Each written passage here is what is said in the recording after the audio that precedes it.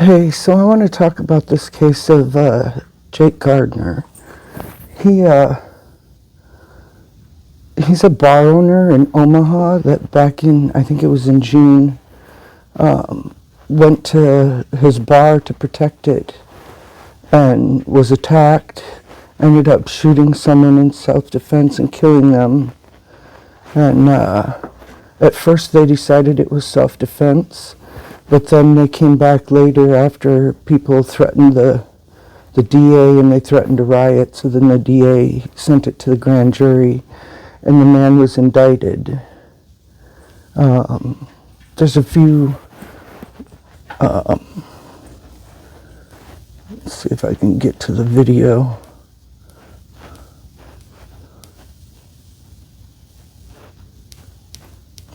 Of course, now I can't get the video.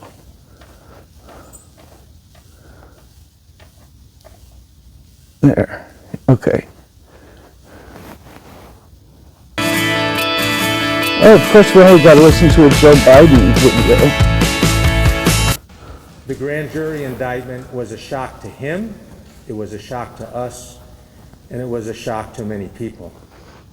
But Jake Gardner will never face those charges tonight. His attorney says Gardner died by suicide. Thanks for joining us. I'm Julie Cornell. I'm Rob McCartney. Officers in Hillsboro, Oregon confirmed they found Jake Gardner's body. That's just west of Portland. He faced charges in Douglas County for the shooting death of James Scurlock in May. But now the case will end without a trial or a verdict. KETV News Watch 7's Sarah Feely is here with tonight's big story. Sarah. Gardner's attorneys say they told him to get out of Omaha for his own protection. He was supposed to be back in Omaha this evening to face his charges. Tonight, they say 2 men have died as a result of a, quote, terrible tragedy. Attorneys Stu Dornan and Tom Monahan reveal the moments leading up to a deadly night in May. He was present when what he thought was a shot came through the front window. It was actually a pole that was thrown through the front window. And individuals began to climb into the front window to begin to vandalize his bar. Jake Gardner's defense team says he pulled the fire alarm in his business, called police, then went outside. That's when his encounter with 22-year-old James Scurlock started. His attorneys Sunday say civil unrest and protests triggered Gardner's PTSD from tours in Iraq. He told us that he felt that he was in the war zone that night, outside of his bar, with the violence, the tear gas, and the mass confusion. Gardner's legal team says they allowed him to answer every question police had. They also let investigators look through his phone. Earlier this month, a grand jury led by Special Prosecutor Fred Franklin says that evidence showed Gardner's state of mind before the shooting. The grand jury was able to have information from his cell phone, from his Facebook Messenger account. They were able to review video from inside Mr. Gardner's business. Gardner's attorneys stand firm their client is innocent, calling the indictment shocking. Mr. Gardner is not going to be here to allow us to put on a trial to show, in fact, he was not guilty. We believe we could have done that. His defense team says the pressure and fear of returning home were too much for Gardner. This violence must stop. The justice system must be allowed to do its work. Cases should be decided in the courtroom and not on social media.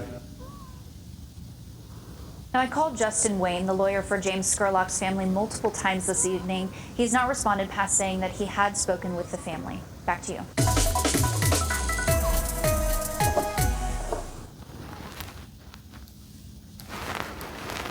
Okay. Now, there was another video that I wanted to share.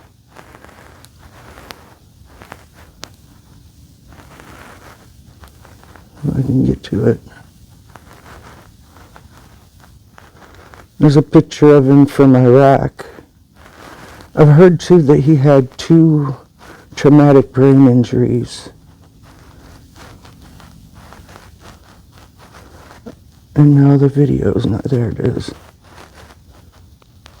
Is this the same stupid video? So hot. Does your AC leave you in distress? Call SOS, a trustworthy company since 19... Tonight, we're speaking with members of Jake Gardner's family for the first time. Good evening, I'm Rob McCartney. I'm Alexandra Stone. Jake Gardner's lawyer says he died by suicide in Oregon Sunday.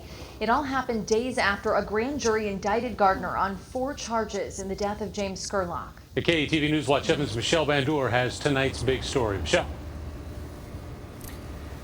Well, Rob and Alexandra, Jake Gardner's cousins tell me that it's been tough to stay quiet while watching a community portray their loved one as a racist killer. They say they will always stand by him, and they say they want to grieve and bury Jake Gardner in peace, but Omaha won't let them. We made sure that he knew that we stand behind you. We know that you are not a racist. We know that you are a good person. Jake Gardner's cousins asked us to disguise their identities for fear of retribution and attacks they've already seen on social media. People rejoicing and carrying on and celebrating because another life was lost. The community should be ashamed of itself for how this was handled.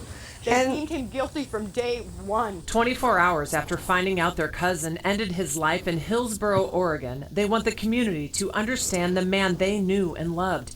They say Gardner expressed remorse after killing James Scurlock outside his Old Market bar in May. We know you did not kill for a bar. You looked in your mother's eyes and told her, "I'm sorry, Mom. It was my life or his. I didn't mean to destroy our life."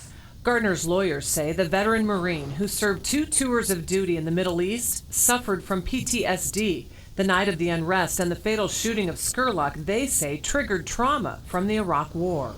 You know, at what point does someone get over a war when things are going chaotic like that? Like they said, there's tear gas going off, people are shouting, then people attack him. Gardner himself shared his feelings with KATV Newswatch 7 while waiting for the grand jury decision. He told us, quote, "I'm more anxious now than when I was flying to Iraq."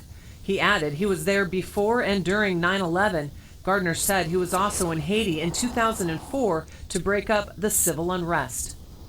You can look into his eyes in that video and you can see that fear. I look at that video and I see his eyes and I cry. To see the fear that that man was looking at, I know, Jake, I looked in those eyes thousands of times. He was terrified. We would like to grieve in peace with all the hate. But we can't, because everybody's so happy that he's gone. Well, the Gardner cousins tell me that they don't believe he would have received a fair trial here in Omaha if it had gotten that far. They also say that they pray for the Scurlock family as they both have lost 2 sons to this tragedy. Reporting live in downtown Omaha, Michelle Bandour, KATV Newswatch 7.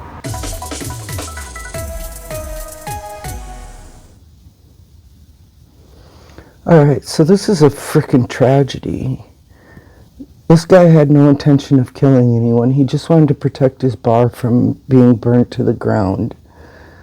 My understanding from different sources is that when he went outside, his 70-year-old father was involved in a confrontation with protesters, and his father pushed someone. And then someone came and like drop kicked him in the head or something like that. And that's when Gardner started trying to protect his father.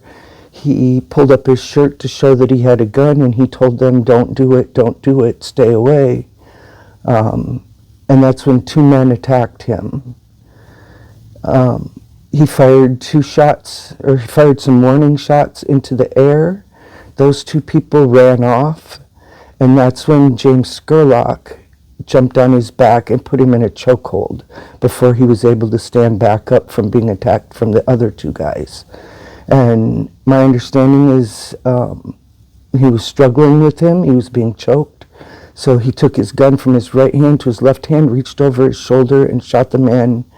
I think Tim Pool said it was in the clavicle, somewhere enough to cause him to die. He didn't intend to kill anyone. He was protecting his father at first, or his bar, then his father, and then himself. Now, he did not resort to using his gun until he himself was in physical danger and he thought he was going to die. I can't imagine what was going through his head, being a war veteran and being in a situation like that. These mobs are insane and they need to stop.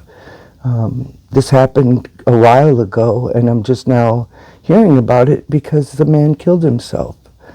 And it's very sad. It's very sad that the guy had to die. You know, I'm sure he didn't go anywhere planning to die, but he shouldn't have attacked Jake Gardner. So I don't want to blame the victim, but it was his fault. You can't attack someone and try and choke them out and expect that they not defend themselves. And now this man is dead also, and it's a shame. Cassandra Fairbanks was on Tim Pool the other night, and she said it's her understanding that the owner of the building where his bar is evicted him from there. She believes that, but she wasn't sure, but she believed that he was evicted from his home, his apartment, and he was getting death threats. Apparently that night he started getting death threats or something. You know, pretty quickly he started getting death threats, and his lawyer's like, I don't even know how they got his number. It's like, well, how did they get anybody's address or phone number? It's just real sad. It's a tragedy. Apparently he was staying out in California or somewhere with an uncle. So I'm not sure how he ended up in Portland, Oregon, but it's not that far, I guess. Depending on where he was in California, it's not that far. Yeah, anyway, I just wanted to talk about that and share a couple of these videos and just show some respect for the man who lost his life because the mob took his life from him. I almost feel like this is a murder, not a suicide. Anyway, that's all I have for this one. Talk to you later.